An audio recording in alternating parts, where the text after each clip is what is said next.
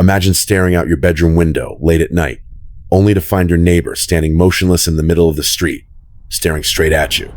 Imagine waking up to the sound of soft bumping in your closet, only to fling the door open and discover someone hiding inside, holding a knife. Or worse, imagine falling for someone who seems perfect, only to learn they've stolen your keys, wired your home with hidden cameras, and are waiting in the dark to strike. These are not campfire tales. These are real stories. Stories of neighbors who turn ordinary homes into cages of fear, obsession, and blood. Your home is supposed to be your sanctuary. But what happens when the real danger isn't outside, and the shadow sits right next door? Tonight, we'll uncover 3 terrifying true neighbor horror stories that will leave you questioning everyone who lives around you. Welcome to The Price Paid, the channel that exposes the true cost of ignoring the monsters hiding in plain sight. If you dare to face the darkness that could be lurking just beyond your front door, make sure to subscribe, because what you're about to hear will haunt you long after the video ends. When I first moved off campus as a sophomore, I thought I had found the perfect solution to not getting a dorm.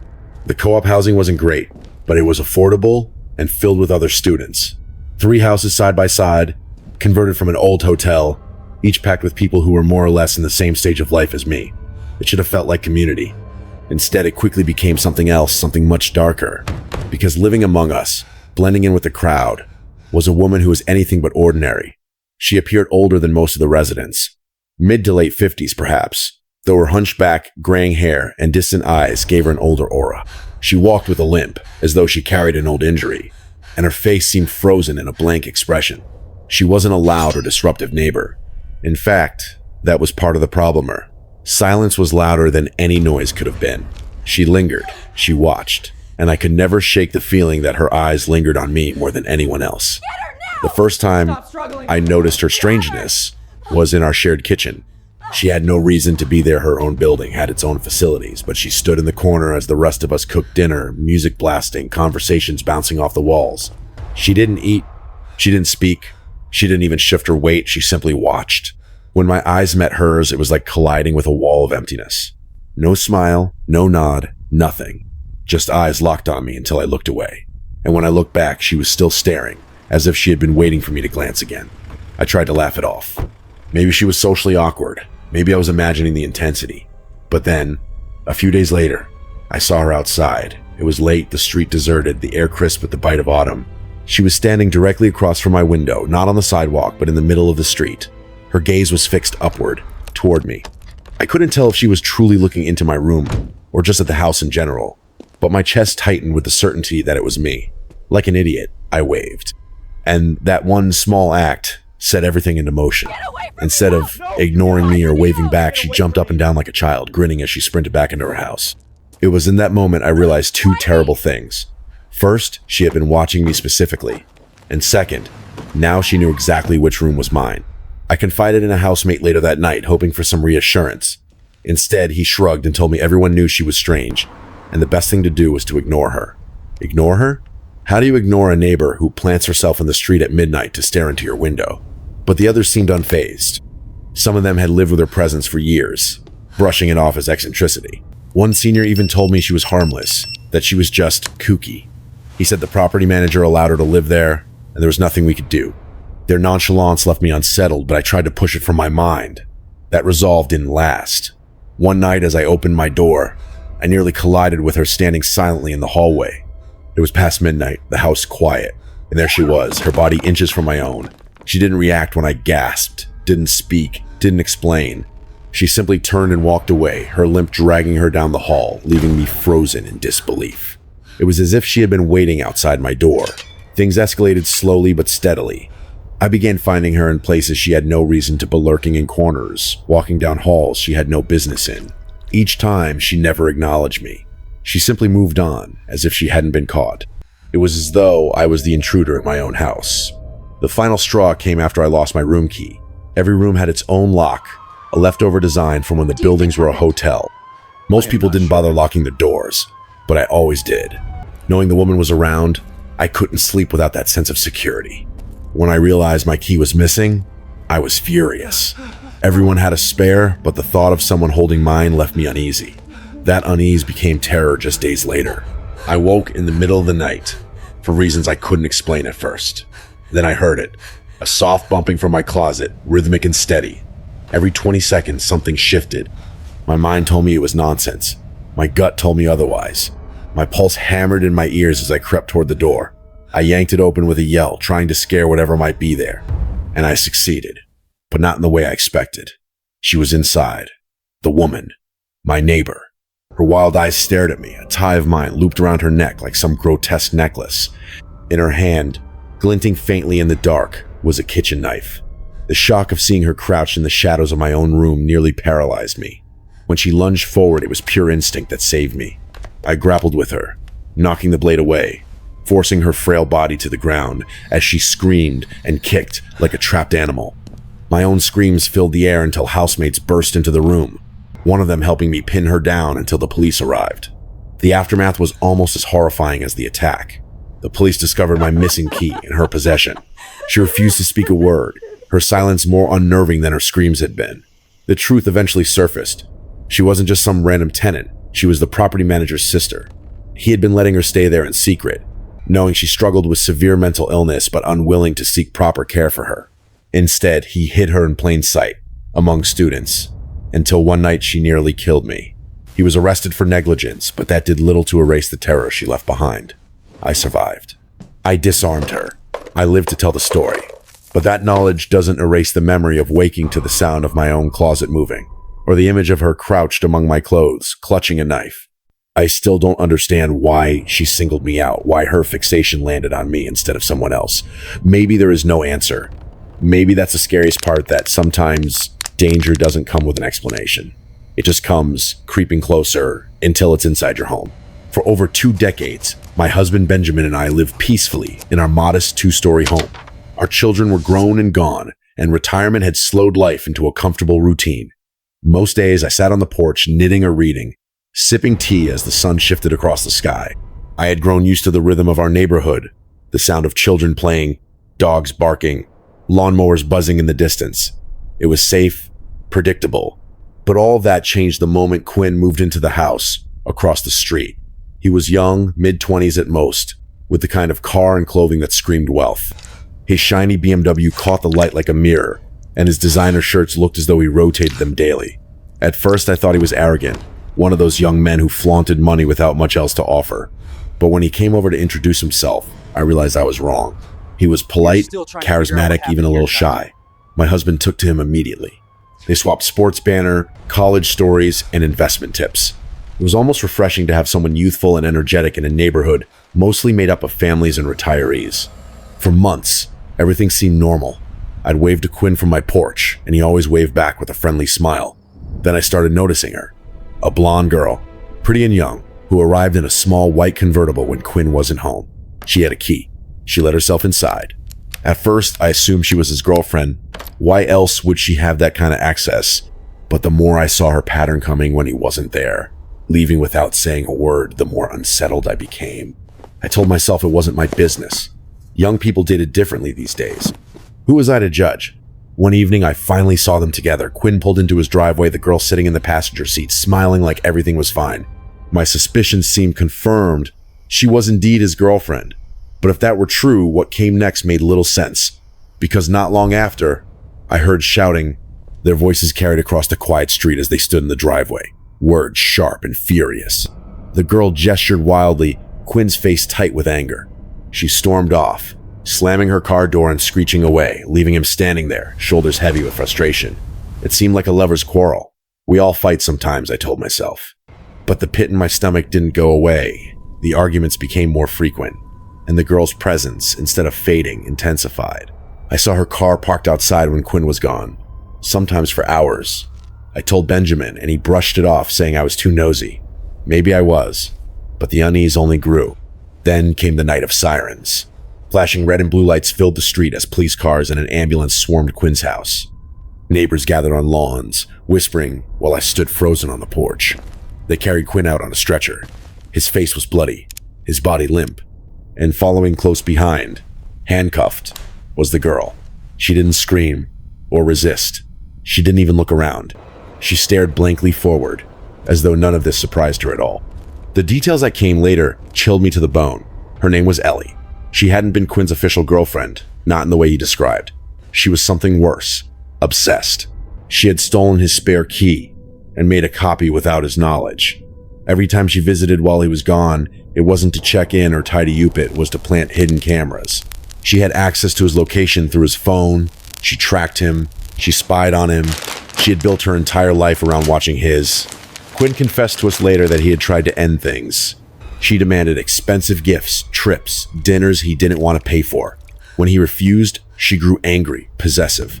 The last fight I overheard had been his attempt to break up with her. She refused, insisting they were only on a break, and because she had cameras hidden in his home, she saw and heard everything.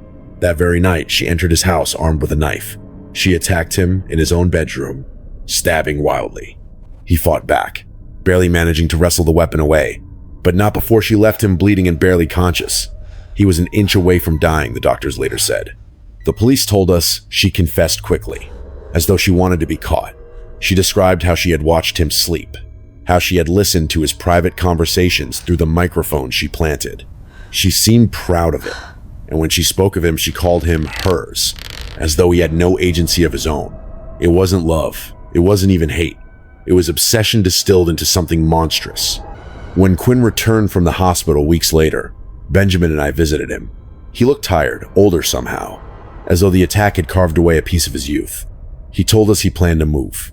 He no longer felt safe, not just because of Ellie, but because of what her presence had revealed, that his wealth, his openness, had drawn the wrong kind of attention.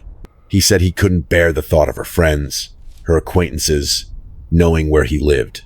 He feared she wasn't an isolated incident, but a sign of a larger danger, a trap he had set for himself without even realizing. Before we left his house that day, he said something that has stayed with me ever since. It's not the strangers you should be afraid of. It's the ones who already know your name, the ones who already have your address, the ones who smile when you wave. His words were heavy with truth. We never saw Quinn again. He moved away, leaving behind the shell of a house that had nearly become his grave. I still sit on my porch most days, watching the neighborhood like I always have, but I don't wave as often anymore. I don't smile at the sight of a new car in the driveway or a stranger walking down the street. Because now, every time I look across the street, I remember the flashing lights, the blood, and the girl with the blank stare. And I wonder how many others like her are out there, hiding in plain sight, waiting for the moment when obsession turns into violence. When I moved into my new neighborhood, I was desperate for a fresh start. My last city had been poisoned by a breakup that went bad, and I wanted distance from everything familiar. The new community seemed ideal: quiet streets, trimmed lawns, and houses spaced apart far enough to feel private, yet close enough to wave at your neighbors. Families lived in most of the homes, parents with young kids who played in the yards, couples walking their dogs in the evenings. It felt safe. It felt ordinary. But ordinary is an illusion. I learned that the hard way the moment I met my next-door neighbor. His house was enormous, far larger than mine, with dark windows that reflected the sky like mirrors. For weeks, I assumed a big family lived there. Grandparents, kids, maybe even multiple generations. That's how big it was. But when I finally introduced myself, I realized just how wrong I had been. The man who answered the door looked younger than me, maybe mid-20s. He wore a mullet, an old-fashioned hairstyle that looked out of place on someone so young, and smiled with a wide grin that felt a little too eager. His name was Damon, and when I asked if he lived alone in that massive house, he said yes. Just him. No roommates, no family, no explanation. At first, I thought it was strange but harmless. Some people inherit wealth, others work in ways that aren't obvious. He said he worked in finance, though the way he dodged details made me wonder. Still, he seemed friendly enough. He gave me his number, invited me to grab a drink sometime, though each time I followed up, he told me he was too busy. Over time, I stopped asking. Months passed, and I realized I never once saw anyone come or go from his house. No food deliveries, no friends visiting, no cars pulling into the driveway besides his own. It was like he lived in a vacuum. His house was silent, still, almost unnaturally so. I told myself not to think about it, but I couldn't help watching. My office window overlooked his property, and every time I glanced up from my computer, there it was, the empty driveway, the darkened windows, a house that looked alive but never breathed. Then came the night everything changed. It was a Wednesday, long after midnight, when loud music jolted me awake. At first I thought it was a dream, but the bass thudded through the air, unmistakably real. I looked out my window, and my jaw dropped. 7 or 8 cars were lined up in Damon's driveway. For months, I had never seen a single visitor, and now his house looked like the epicenter of a raging party. Music thundered from inside, the kind of chaotic laughter and shouting that carries through walls. It made no sense. I decided to go over and ask him to turn it down. Not angrily, just reasonably. Families with kids lived here, and it was the middle of the week. I threw on a hoodie and crossed the street. The closer I got, the louder the noise became, yelling, clinking glasses, the chaos of celebration. I knocked. No one answered. I knocked harder. Still nothing. Against my better judgment, I tried the door handle. It opened.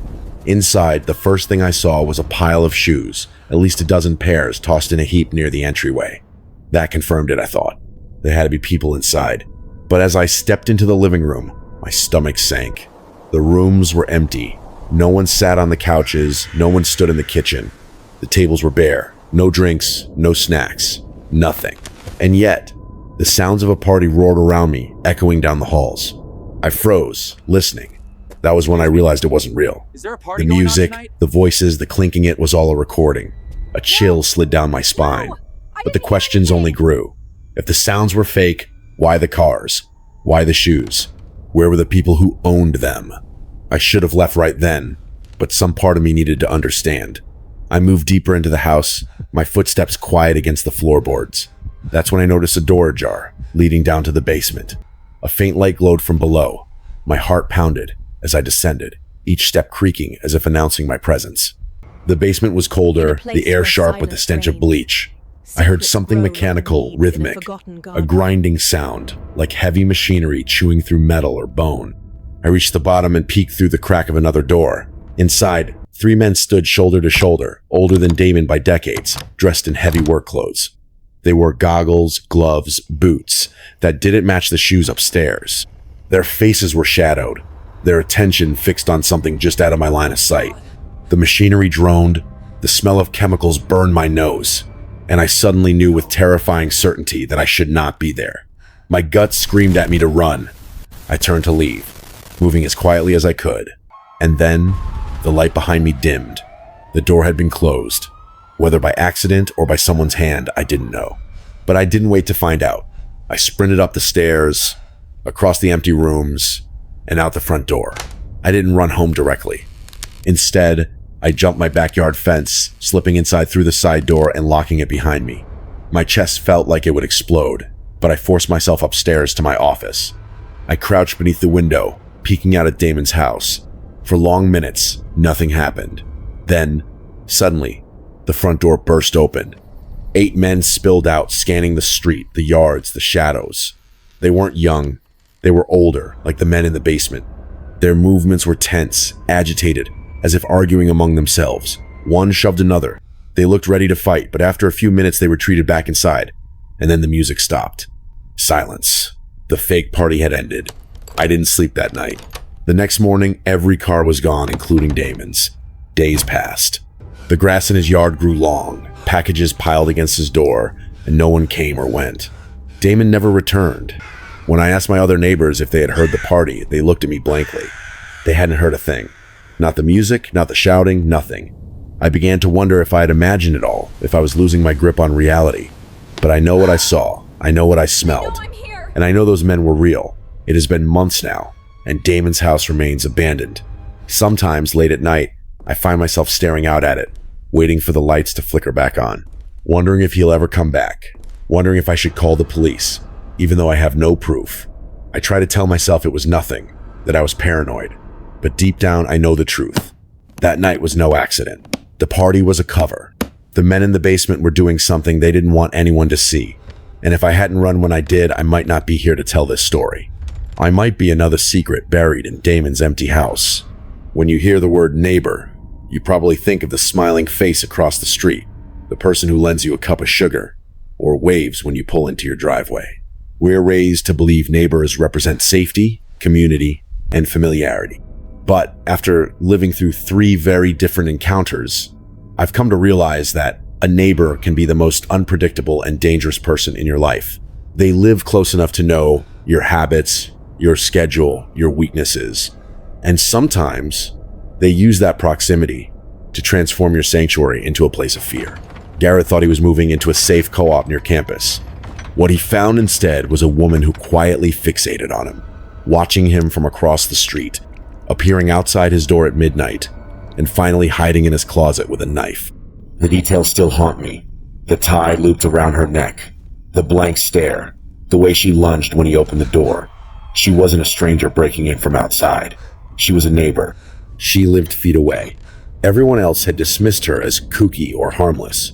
But Garrett's story proves how dangerous that kind of complacency can be. Sometimes the red flags are obvious, but people look away, because acknowledging them would mean admitting they're not safe either. Then there was Quinn, a young man, successful and open, who thought he had found a girlfriend, but had really attracted an obsessed predator. Ellie wasn't hiding in the shadows. She was right there, smiling, driving up in her convertible, waving at the neighbors. She gained access to his house, his phone, his private life all, under the guise of intimacy. By the time Quinn realized she had turned his home into a surveillance hub, it was too late. She had already planted the cameras. She had already tracked his every move.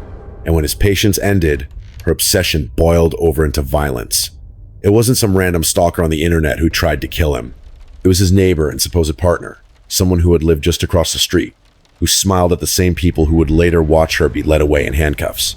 And then there's Damon's house, the one that still keeps me awake at night. A man living alone in a massive house, claiming to be too busy for friends, yet hosting a party of cars, shoes, and recorded noise with no people. A basement full of older men in work clothes, the smell of bleach, the sound of machinery. I saw it. I smelled it. And then Damon vanished, leaving behind an empty home and a pile of packages at the door. Everyone else swore they heard nothing. No music, no shouting, nothing at all. The party was a cover, but for what? And why go to such lengths to fake a scene of life and noise only to disappear days later? These are questions with no answers, and maybe that's why they're so terrifying. Because without answers, your imagination fills the void with the worst possible scenarios. Taken together, these three stories expose something most of us don't want to think about. We lock our doors and set our alarms against strangers breaking in, but we rarely protect ourselves from the people already inside our bubble. We ignore odd behavior. We dismiss red flags. We tell ourselves we're being paranoid, because paranoia is uncomfortable and the illusion of safety is comforting. But comfort doesn't stop a knife. It doesn't stop an obsession. It doesn't stop whatever was happening in Damon's basement. Each of these people, Garrett, Quinn, and myself, experienced that moment where the familiar turned alien. For Garrett, it was opening his closet and finding a neighbor crouched with a weapon. For Quinn, it was realizing his girlfriend had turned his home into a monitored prison. For me, it was standing in a basement, staring at men whose faces I didn't know, whose work I couldn't name, and feeling a primal certainty that I was in mortal danger. None of us had warning. None of us were prepared. And none of us walked away unchanged. There's also a pattern that's hard to ignore. All three stories start with small, seemingly harmless details. A quiet woman, a girlfriend who visits often, a neighbor who keeps to himself. Those details escalate slowly, subtly. By the time the danger becomes obvious, it's already inside the house. That's why these stories feel so horrifying, because they're plausible. They don't begin with monsters breaking down the door. They begin with a wave, a smile, a casual interaction at the edge of your driveway. I sometimes wonder about the woman from Garrett's story. She was sick, yes, but she was also failed by the people who should have protected her and everyone around her. The property manager who hit her instead of getting her help put an entire community at risk. I think about Quinn and how his trust was exploited, how easy it was for Ellie to gain access to every part of his life simply by pretending to care. And I think about Damon, who might have been a criminal, a victim, or something else entirely, but whose story ended in disappearance and silence. After living through these experiences, I see my own neighborhood differently. The houses look the same. The lawns are still trimmed, but the illusion is gone. I know now that evil doesn't always come from far away. It doesn't always wear a mask. Sometimes it lives right next door. Sometimes it knows your name. Sometimes it's been waving to you every morning for months. That realization isn't meant to paralyze you with fear, but to wake you up. Pay attention to your surroundings. Trust your instincts when something feels off. Don't ignore behavior that makes you uneasy just because others shrug it off. Being cautious isn't paranoia. It's survival. Garrett survived because he confronted the noise in his closet. Quinn survived because he fought back. I survived because I ran. We all survived, but barely. And survival shouldn't have to be a matter of luck. There's a price we pay for living close to others, for opening our lives to them. Most of the time, it's a good price, connection, support, community. But sometimes that price is much darker. Sometimes the cost of ignoring the warning signs is your peace of mind. Sometimes it's your safety. And sometimes it's your life. If you're listening to this, it's not to make you afraid of your neighbors. It's to remind you that horror isn't always a story told in the dark. It's a reality that can creep into your home without you noticing. And if you want to keep hearing the real stories, the ones that reveal the monsters hiding in plain sight, make sure to subscribe to The Price Paid, because these are the kinds of truths that might just save your life. What do these 3 stories really tell us? At their core, they are warnings about the fragility of safety and the danger of ignoring the people right next to us. Each tale begins with something small, something easy to dismiss: a neighbor who stares too long, a girlfriend who shows up unannounced, a house that seems too quiet for its size. None of these moments feel like life or death situations at first, but with time, they evolve into something far more sinister. By the time the truth is undeniable, the threat is already inside. Garrett's survival came from instinct and confrontation. He didn't wait until it was too late to open the closet door. The woman who had been quietly watching him for weeks revealed herself as an immediate danger, and his willingness to fight back saved his life. Quinn's lesson was harder. His kindness, his wealth, and his openness made him vulnerable to manipulation. He trusted too easily, and by the time he saw Ellie for who she truly was, she had already infiltrated every part of his life. Only through sheer luck and his own resistance did he escape alive. My own story was one of awareness, the gut feeling that something was wrong, the decision to run instead of investigate further. It was survival by instinct, and that instinct might be the only reason I'm alive to tell it. The common thread between these experiences is that danger often disguises itself as ordinary life. A neighbor who smiles when you wave, a romantic partner who seems affectionate, a man who tells you he works in finance. On the surface, there is nothing to fear, but beneath the surface, there can be obsession, violence, or conspiracies too dark to name. That's why it's important to listen to your instincts. Fear isn't always irrational. Sometimes it's the clearest signal that something is wrong. So what can we take away from these stories? First, never ignore repeated strange behavior. If someone is lurking, watching, or crossing boundaries, trust that feeling of discomfort. Second, set firm boundaries. Whether with neighbors, friends, or romantic partners, your space and safety matter. And third, understand that survival isn't about paranoia, it's about preparation. Sometimes you need to fight, sometimes you need to run, and sometimes you need to speak up when others refuse to see the truth. Because at the end of the day, horror doesn't always come from the shadows of distant places. Sometimes it comes from the person living across the street, the one standing outside your window, or the one who says they love you while secretly plotting your destruction. These are the kinds of horrors that don't vanish when the story ends. They leave scars, they change how you see the world, and they remind you that safety is never guaranteed. If these stories unsettled you, they should. But remember, knowledge is power. The more we confront these truths, the more prepared we are to face them. And if you want to hear more real horror, the kind that forces you to look twice at your own neighborhood, then subscribe to The Price Paid. Because in the end, the price of ignorance is far too high, and sometimes it's paid in blood.